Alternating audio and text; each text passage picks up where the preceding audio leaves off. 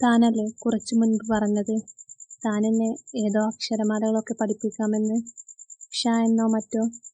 അപ്പോ നമുക്കാദ്യം അത് തുടങ്ങാം. അവനത് പറഞ്ഞതും അവളിൽ ഒരു വിറയൽ പടർന്നു. അവൻ പതിയെ അവൾക്കടുത്തേക്ക് വന്നു. അവൾ മുഖം കുനിച്ച് കണ്ണുകൾ ഇറുകെ ചിമ്മി. അവന്റെ മെയ്കൾ അവളിൽ തന്നെയായിരുന്നു. ഒരു ഭയം അവളെ പൊതിഞ്ഞു. കൃഷ്ണ! തൊട്ടടുത്തു നിന്നും അവന്റെ ശബ്ദം കേട്ടതും അവൾ ഞെട്ടലോടെ മുഖമുയർത്തി നോക്കി. തന്റെ അത്രയും തൊട്ടടുത്ത് അവൻ. Sir, sorry. എന്തിനാടോ സോറി? താൻ നല്ലൊരു കാര്യമല്ലേ പറഞ്ഞത്?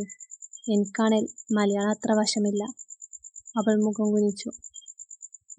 തനിക്ക് പോകാം. പിന്നെ ഇന്ന് പ്രസന്റേഷന് താൻ വരണ്ട. അത് കേട്ടതും അവൾ ഞെട്ടലോടെ മുഖമുയർത്തി അവനെ നോക്കി. സർ, അത് അറിയാതെ പറഞ്ഞു പോയാണ് സർ. സോറി. ഇനി ആവർത്തിക്കില്ല. അവളുടെ കണ്ണുകൾ നിറഞ്ഞു വരുന്നതും മുഖം ചുവക്കുന്നതും അവൻ കണ്ടു. കൃഷ്ണ, താൻ മുൻപ് പ്രസന്റേഷൻ ചെയ്ത കമ്പനിയുമായിട്ടുള്ള ഡീൽ 2 ദിവസം കഴിഞ്ഞ് ചെന്നൈ വെച്ച് നടക്കുകയാണ്. ഒരു 1 വീക്ക് ഉണ്ടാവും. താനും അനിതയും കൂടെ ഉണ്ടാവണം. അത് കേട്ടതും അവൾ അമ്പരപ്പോടെ അവനെ നോക്കി. സർ, ഇനി അതിന് എക്സ്ക്യൂസ് പറഞ്ഞു വരേണ്ട കൃഷ്ണ. It's my order. നാളെ കഴിഞ്ഞ് രാവിലെ താനും അനിതയും ഇവിടെ നിന്നും പുറപ്പെട്ടിരിക്കണം.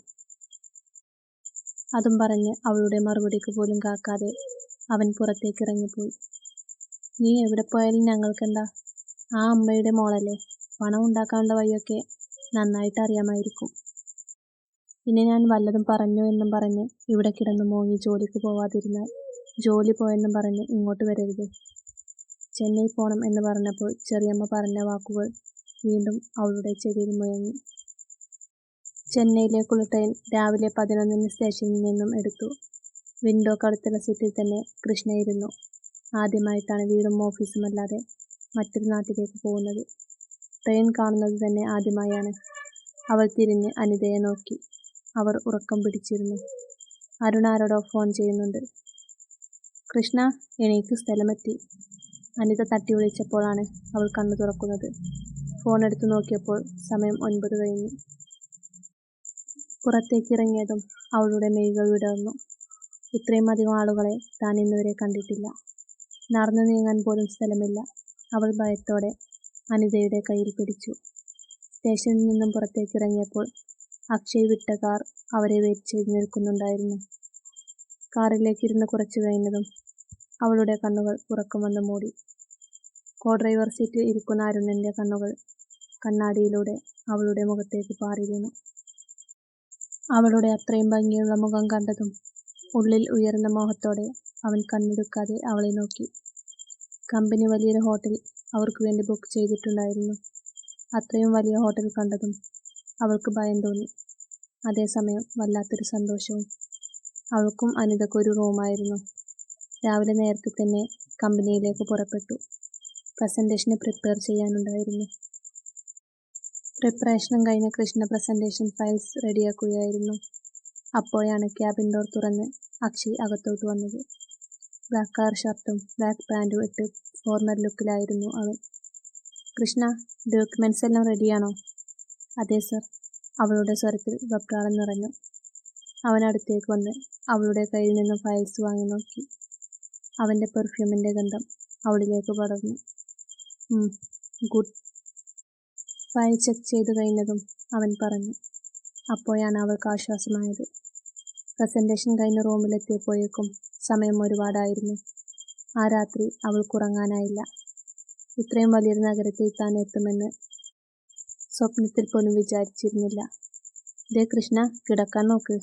നാളെ എന്നത്തേതിന് നേരത്തെ പോണം. അനിത പറഞ്ഞുകൊണ്ട് ബെഡിലേക്ക് കിടന്ന് തലവൈ പുതപ്പ് മൂടി. രാവിലെ 8 മണിക്കായിരുന്നു മീറ്റിംഗ്. അവർ നേരത്തെ തന്നെ എഴുന്നേറ്റ് റെഡിയായി. അവൾ ലൈറ്റ് ബ്ലൂ കളർ ചുരിദാറായിരുന്നു ധരിച്ചത്. നനഞ്ഞ മുടി പിന്നിലേക്ക് നിവർത്തിയിട്ടു. ഓഫീസിലെത്തിയതും അവൾ ഫയലുകൾ എടുത്ത് അക്ഷയുടെ ക്യാബിനിലേക്ക് നടന്നു. അപ്പോഴേക്കും അക്ഷയ് അവിടെ എത്തിയിരുന്നു. അവൾ അകത്തേക്ക് കയറിയതും അവൻ മുഖമുയർത്തി അവളെ നോക്കി. അവനെ അവിടെ കണ്ടതും അവളൊന്ന് പതറി. Good morning sir. മോർണിംഗ്. അവൻ അവളെ ഒരു നിമിഷം നോക്കി. യാതൊരു ഒരുക്കങ്ങളും ഇല്ലാതെ തന്നെ വല്ലാത്തൊരു ഭംഗിയുണ്ട് അവൾക്ക്.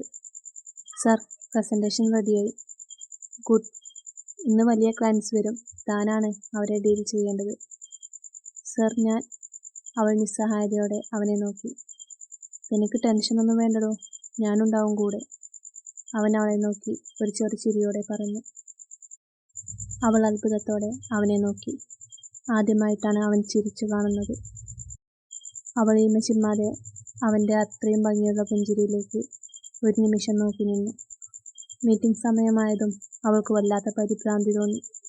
ക്ലയൻസ് എല്ലാം എത്തിയപ്പോൾ അവൾ കോൺഫറൻസ് റൂമിലേക്ക് നടന്നു. പല വലിയ കമ്പനിയിലെ ആളുകളും അവിടെ ഉണ്ടായിരുന്നു.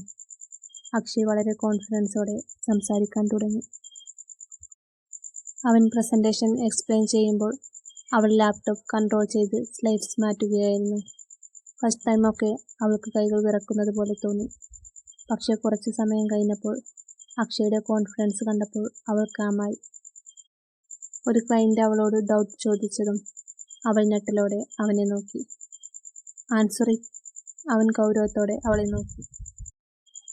ഇത്രയും ആളുകളുടെ മുൻപിൽ സംസാരിക്കുന്നത് തന്നെ ഇതാദ്യമായാണ്.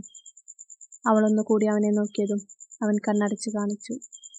ആദ്യമൊന്ന് പതറിപ്പോയെങ്കിലും അവൾ ധൈര്യപൂർവ്വം കോൺഫിഡൻസോടെ എല്ലാം എക്സ്പ്ലെയിൻ ചെയ്തു. Good job. മീറ്റിംഗ് കഴിഞ്ഞതും എല്ലാവരും അവളെ പ്രശംസിച്ചു. അവർ പോയതിനു ശേഷം കോൺഫറൻസ് റൂമിൽ അക്ഷയും കൃഷ്ണയും മാത്രമായി. അവൻ ലാപ്ടോപ്പ് ക്ലോസ് ചെയ്തു. കൺഗ്രാറ്റ്സ് കൃഷ്ണ, താൻ നല്ല രീതിയിൽ ഹാൻഡിൽ ചെയ്തു. തന്നെ ചൂസ് ചെയ്ത കാര്യത്തിൽ എനിക്ക് തെറ്റുപറ്റിയില്ല. അത് കേട്ടതും അവളുടെ മുഖത്ത് പുഞ്ചിരി വിരിഞ്ഞു. മീറ്റിംഗ് വിജയകരമായി കഴിഞ്ഞതുകൊണ്ട് അക്ഷയ് ടീം മെമ്പേഴ്സിനു വേണ്ടി മറീന ബീച്ചിൽ ചെറിയൊരു ഔട്ടിംഗ് പ്ലാൻ ചെയ്തു. അവിടെ എത്തിയതും കൃഷ്ണ അത്ഭുതത്തോടെ വിടർന്ന മിഴികളോടെ അവിടെയെല്ലാം നോക്കി. വലിയ കടൽ, കാറ്റ്, തിരമാലകളുടെ ശബ്ദം, ഇതെല്ലാം അവൾക്ക് മനസ്സിൽ വല്ലാത്തൊരു സന്തോഷം നൽകി. മറ്റുള്ളവരെല്ലാം വെള്ളത്തിൽ ഇറങ്ങിയിട്ടുണ്ട്. അക്ഷയ് കാറിൽ തന്നെ ഇരിപ്പാണ്. പിങ്ക് കളർ സാരിയായിരുന്നു അവൾ ഉടുത്തത്. ചുറ്റുമുള്ള കാഴ്ചകളിൽ മുഴുകി നിൽക്കുന്നത് കൊണ്ട് തന്നെ കാറ്റിൽ തൻ്റെ സാരി അരക്കെട്ടിൽ നിന്നും സ്ഥാനം മാറിയതും അവൾ അറിഞ്ഞില്ല. നിലാവ് പോലെ അത്രയും ഭംഗിയിൽ നിൽക്കുന്നവളെ അരുൺ പരിസരം പോലും മറന്നു നോക്കി നിന്നു. കാറ്റിൽ അവളുടെ സാരി ഒന്ന് പൊങ്ങിയതും അതിനിടയിലൂടെ അവളുടെ വെളുത്ത നഗ്നമായ വയർ കണ്ടതും അവൻ്റെ കണ്ണുകൾ ആർത്തിയോടെ അവളെ പൊതിഞ്ഞു. അവരെ തന്നെ ശ്രദ്ധിച്ചു കൊണ്ടിരുന്ന അക്ഷയുടെ കണ്ണുകൾ അരുണിൻ്റെ കണ്ണിനെ പിന്തുടർന്നുകൊണ്ട് അവളിലെത്തി. അവൻ്റെ മുഖം ദേഷ്യം കൊണ്ട് ചുവന്നു. അടുത്ത് വളരെ പരിചിതമുള്ള ഒരു സ്പ്രേയുടെ സ്മെൽ കിട്ടിയതും അവൾ പെട്ടെന്ന് തിരിഞ്ഞു നോക്കി. ദേഷ്യം നിറഞ്ഞ മുഖത്തോടെ തന്നെ നോക്കി നിൽക്കുന്ന അക്ഷയ് വർമ്മ. അവൾ കാര്യമറിയാതെ അവനെ പകപ്പോടെ നോക്കി. പബ്ലിക് പ്ലേസിൽ വരുമ്പോൾ മിനിമം കീപ്പ് ചെയ്യേണ്ട ചില മര്യാദകളുണ്ട്. അതീവ ദേഷ്യത്തോടെ അക്ഷയ് പറഞ്ഞു. സാറെന്താ പറയുന്നത്? ഞാൻ എന്ത് ചെയ്തെന്നാ? അവൻ അവളെ ഒന്ന് തറപ്പിച്ചു നോക്കിക്കൊണ്ട് അവളോടടുത്തു നിന്നു. അവൾ അവനെ പകപ്പോടെ നോക്കിയതും ഒന്നുകൂടി അവളോടടുത്തു നിന്ന് അവളുടെ ഇടുപ്പിൽ നിന്നും നീങ്ങി മാറിയ സാരി വലിച്ച് മറച്ചു. അവൻ്റെ കൈവിരൽ അവളുടെ വയറിൽ സ്പർശിച്ചതും അവൾ ഞെട്ടലോടെ അവനെ നോക്കി. അറിയില്ലെങ്കിൽ ഇതെടുത്ത് ചുറ്റാൻ നിൽക്കരുത്. അവൻ അവളെ ദേഷ്യത്തോടെ നോക്കി. അവളുടെ കണ്ണുകൾ നിറഞ്ഞു തുളുമ്പി. Sorry sir. എന്തിന്? അവൻ്റെ സ്വരം കൂടുതൽ ഗൗരവം നിറഞ്ഞു. അവളുടെ നിറഞ്ഞു തുളുമ്പാൻ വെമ്പിയ മിഴികൾ കണ്ടോ എന്തോ അവൻ ദേഷ്യം നിയന്ത്രിച്ചു. രാത്രി ഫ്രഷായ ശേഷം കൃഷ്ണയും അനിതയും ഓരോ കോഫി ഓർഡർ ചെയ്ത് അതുമായി റൂമിന് പുറത്തുള്ള ബാൽക്കണിയിലേക്ക് വന്ന് അവിടെയുള്ള ബീൻ ബാഗിൽ ഇരുന്നു. കൃഷ്ണ, ഞാനൊരു കാര്യം ചോദിക്കണം എന്ന് കരുതിയിരിക്കുകയായിരുന്നു. താനും അക്ഷയ് സാറും തമ്മിൽ വല്ല പ്രശ്നവുമുണ്ടോ? അല്ല, ഇന്ന് ബീച്ചിൽ വെച്ച് സാർ എന്നോടെന്തോ ദേഷ്യപ്പെടുന്നത് കണ്ടു. കൂടെ താൻ കരയുന്നതും. അനിത സംശയത്തോടെ അവളെ നോക്കി. അത് പ്രശ്നമുണ്ടോ എന്ന് ചോദിച്ചാൽ അങ്ങനെയൊന്നുമില്ല. പിന്നെ സാറിന് കുറച്ച് ദേഷ്യം കൂടുതലുണ്ടല്ലോ. അവൾ ചിരിയോടെ അനിതയെ നോക്കി. അല്ല, അനിതേച്ചിക്ക് സാറിനെ പറ്റി എന്താ അഭിപ്രായം? എൻ്റെ കൃഷ്ണേ, എനിക്കെന്നല്ല നമ്മുടെ കമ്പനിയിലെ ഓരോരുത്തർക്കും സാറിൻ്റെ പേര് കേൾക്കുമ്പോഴേ പേടിയാണ്. അയാളുടെ ആ മട്ടും ഭാവവും കണ്ടാൽ ആരായാലും പേടിച്ചു പോകും. ചിരിക്കാൻ പോലും അറിയില്ല ആൾക്ക്. സംഭവം പ്രായത്തേക്കാൾ കൂടുതൽ പക്വതയുണ്ട്. പക്ഷേ എല്ലാവർക്കും മിണ്ടാൻ പോലും ഭയമാണ്. അനിത പറഞ്ഞുകൊണ്ട് അവളെ നോക്കി. ഒരുപാട് നേരം സംസാരിച്ചിരുന്നതുകൊണ്ട് അവർ എണീറ്റപ്പോഴേക്കും വൈകിയിരുന്നു. ഓഫീസിലെത്തിയതും കൃഷ്ണ കംപ്ലീറ്റ് ചെയ്യാനുള്ള ഫയലും എടുത്ത് അക്ഷയുടെ ക്യാബിനിലേക്ക് ഓടി. പെട്ടെന്നാണ് ആരോ ആയി കൂട്ടിയിടിച്ചത്. ഇടിച്ചതും അവളുടെ മുഖത്ത് ശക്തമായി എന്തോ ഒന്ന് പതിച്ചിരുന്നു. കൃഷ്ണ അവിശ്വസനീയതയോടെ കവിള് പൊത്തിപ്പിടിച്ച് മുഖമുയർത്തി നോക്കി. ഗൗരവത്തോടെ തന്നെ തുറച്ചു നോക്കുന്ന അക്ഷയ്. വാട്ട് ദ ഹെൽ, തനിക്ക് എന്താടോ കണ്ണില്ലേ? സ്വപ്നം കണ്ടാണോ നടക്കുന്നത്? രാവിലെ തന്നെ കെട്ടിയൊരുങ്ങി വന്നോളൂ. ഒന്നുകൂടി അവളെ തറപ്പിച്ചു നോക്കിക്കൊണ്ട് അവൻ ക്യാബിനിലേക്ക് കയറിപ്പോയി. ചുറ്റും നോക്കിയതും എല്ലാവരും അവളെ സഹതാപത്തോടെ നോക്കുന്നത് കണ്ടതും അവളുടെ മുഖം കുനിഞ്ഞു. പെട്ടെന്ന് അനിത വന്ന് അവളെ പിടിച്ചു കൊണ്ടുപോയി. സൂക്ഷിക്കണ്ടേ കൃഷ്ണ, അല്ലെങ്കിൽ എന്തെങ്കിലും ചെറിയ കാര്യം മതി അങ്ങേർക്ക് മറ്റുള്ളവരുടെ തലയിൽ കയറാൻ. അത് ഞാൻ നേരം വൈകിയതുകൊണ്ട് ഫയൽ കംപ്ലീറ്റ് ചെയ്യാൻ, അതാ. എന്നിട്ട് ഫയൽ കംപ്ലീറ്റ് ചെയ്തോ? ഇല്ല. അയ്യോ ഇല്ലേ, എന്നാ പെട്ടെന്ന് ചെയ്യാൻ നോക്ക്. ഇല്ലെങ്കിൽ ഇനിയും അയാളുടെ വായിൽ കിടക്കുന്നത് കേൾക്കേണ്ടി വരും. അനിത പറഞ്ഞതും കൃഷ്ണ ഭയത്തോടെ ഫയലുകൾ എടുത്ത് അവൻ്റെ ക്യാബിനിലേക്ക് നടന്നു. ഡോറിൽ നോക്ക് ചെയ്ത് അവൾ പുറത്തു നിന്നു. കുറച്ചു നേരം കഴിഞ്ഞും അകത്തുനിന്നും അനുവാദമൊന്നും കിട്ടാത്തതിനാൽ അവൾ പതിയെ ഡോർ തുറന്ന് അകത്തേക്ക് നോക്കി. എന്നാൽ അവനെ അവിടെയൊന്നും കാണാത്തതിനാൽ അവൾ ആശ്വാസത്തോടെ അകത്തേക്ക് കയറി. ലാപ്ടോപ്പിൽ നോക്കി ഫയലെല്ലാം കംപ്ലീറ്റ് ചെയ്ത് അവിടെ വെച്ച് തിരിഞ്ഞതും പിറകിൽ നിൽക്കുന്ന അക്ഷയിനെ കണ്ട് അവളൊന്ന് പതറി.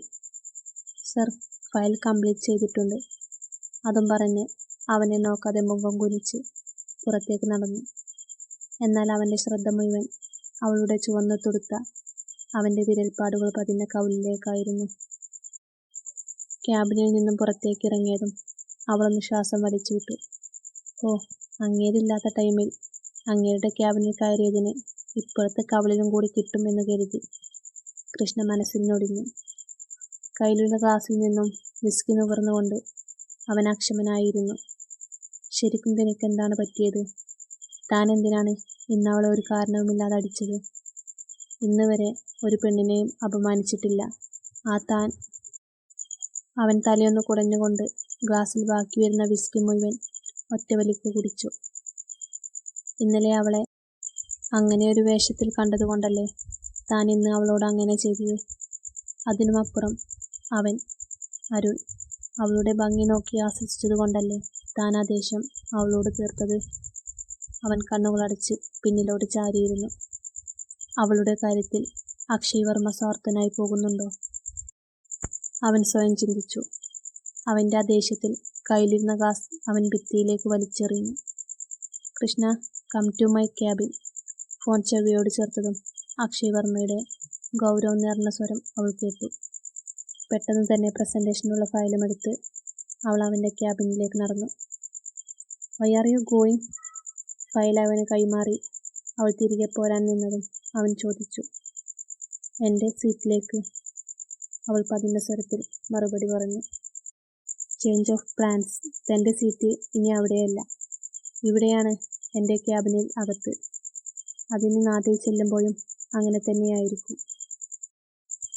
ഇവിടെയോ? സർ, ഞാൻ എൻ്റെ സീറ്റിൽ. അവൾ പറഞ്ഞു തീരുന്നതിന് മുൻപ് അവൻ അവൻ്റെ ചുണ്ടിൽ വിരലമർത്തി. ഞാൻ തൻ്റെ അഭിപ്രായം ചോദിച്ചില്ല. അവളൊന്നും മിണ്ടാതെ പുറത്തേക്ക് നടന്നു. ലഞ്ച് കഴിഞ്ഞ് തിരികെ എത്തിയപ്പോൾ അക്ഷയുടെ ക്യാബിൻ ആകെ മാറിയിരുന്നു. ക്യാബിൻ്റെ ഒരു മൂലയിലായി ഒരു ചെറിയ ഗ്ലാസ് ടേബിളും ചെയറും ഇട്ടിട്ടുണ്ട്. അവൾ അവനെ ദയനീയമായി നോക്കി. അവൻ ഓപ്പോസിറ്റായി ടേബിൾ ഇട്ടിരിക്കുന്നത് കൊണ്ട് തന്നെ മുഖമുയർത്തിയാൽ അവൻ്റെ മുഖമാണ് കാണുക. എന്നെ നോക്കി കഴിഞ്ഞെങ്കിൽ തുടങ്ങാം. അവളെ നോക്കാതെ തന്നെ അവനത് പറഞ്ഞപ്പോൾ അവന് തലയ്ക്ക് ചുറ്റും കണ്ണുണ്ടോ എന്ന് തോന്നിപ്പോയി കൃഷ്ണയ്ക്ക്. മുൻപ് ചെയ്ത ഓഡിറ്റ് ഫയലുകളെല്ലാം കംപ്ലീറ്റ് ചെയ്ത് എനിക്ക് നാളെ കിട്ടണം. അവനത് പറഞ്ഞതും അവൾ ഞെട്ടലോടെ അവനെ നോക്കി. സർ, ഇന്നൊരു ദിവസം കൊണ്ട് ഇത് തീരില്ല. അതിനെപ്പറ്റി എനിക്കറിയേണ്ട കൃഷ്ണ, എനിക്കത് നാളെ കിട്ടിയേ തീരൂ. അതും പറഞ്ഞ് അവൻ ലാപ്ടോപ്പിലേക്ക് തന്നെ മുഖം തിരിച്ചു. ഇങ്ങേർ ഡെയിലി ലാപ്ടോപ്പാണെന്ന് അവത്തിൽ നിന്നത്. പിറുപിറുത്തുകൊണ്ടവൾ സീറ്റിലേക്ക് ഇരുന്നു. ഓരോ ഫയൽസും കംപ്ലീറ്റ് ചെയ്തുകൊണ്ടിരുന്നു. സമയം 5 മണിയായതും ഓരോ സ്റ്റാഫുകളും പോയി തുടങ്ങി. ക്ഷീണം കൊണ്ട് അവൾക്ക് കൈ കുഴിയുന്നത് പോലെ തോന്നി. കുറച്ചു കഴിഞ്ഞതും അക്ഷയ് എണീറ്റു. I am leaving. അത് കേട്ടതും അവൾ പ്രതീക്ഷയോടെ അവനെ നോക്കി. സർ, ഞാൻ. അവൻ്റെ കണ്ണുകൾ ചെറുതായി. താനെവിടെ പോകുന്നു? എല്ലാം കംപ്ലീറ്റ് ആയോ? ഇല്ല സർ, പകുതിയായേ ഉള്ളൂ. എങ്കിൽ അത് തീർത്തിട്ട് പോയാൽ മതി. സെക്യൂരിറ്റി താഴെ ഉണ്ടാവും. കീ താഴെ റിസപ്ഷനിൽ കൊടുത്താൽ മതി. അവനതും പറഞ്ഞ് പുറത്തേക്ക് നടന്നു. പോകുന്ന വഴി അവൻ അവളുടെ മുഖത്തേക്കൊന്ന് പാളി നോക്കി. അവളുടെ വാടിയിരിക്കുന്ന മുഖം കണ്ടതും അവനെന്തോ വല്ലാതായി. പക്ഷേ അവനത് വകവെക്കാതെ പുറത്തേക്ക് നടന്നു. അവൾ വീണ്ടും പണി തുടങ്ങി. പുറത്ത് ഇരുട്ട് പരക്കാൻ തുടങ്ങി. ആ വലിയ ഓഫീസിൽ അവൾ തനിച്ചായി. അധികം പരിചയമില്ലാത്ത ഓഫീസായതുകൊണ്ട് തന്നെ അവൾക്ക് വല്ലാത്ത ഭയം തോന്നി. കർട്ടന്റെ നിഴൽ കാണുമ്പോൾ പോലും അവൾ ഞെട്ടിവിറക്കാൻ തുടങ്ങി.